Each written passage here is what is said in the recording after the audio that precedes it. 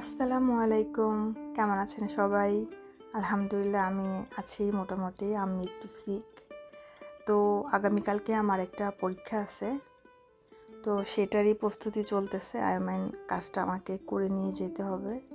তো দেখতেই পারতেছেন আমি বাটার নিয়েছি। আমি এখানে চকলেট পাউন্ড কেকটা করে নিয়ে যাব। তো সব কিছু আগে মোল রেডি করে তারপরে কেকটা বানাইতে চলে যাই।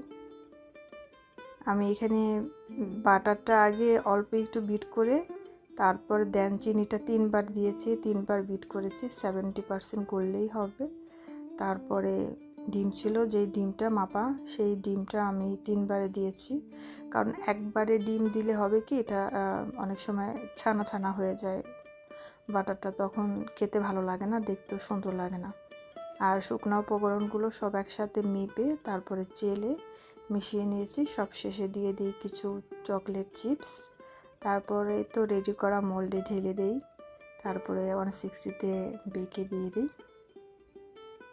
তো অপেক্ষা করতেছি কখন আমার কেকটা রেডি হবে। তো আলহামদুলিল্লাহ আমার কেকটা রেডি। তারপরে এখন প্যাকেজিং, তারপর এটাকে নিয়ে আমি আগামীকালকে চলে যাব। তো সবাই ভালো থাকবেন, আল্লাহ হাফেজ।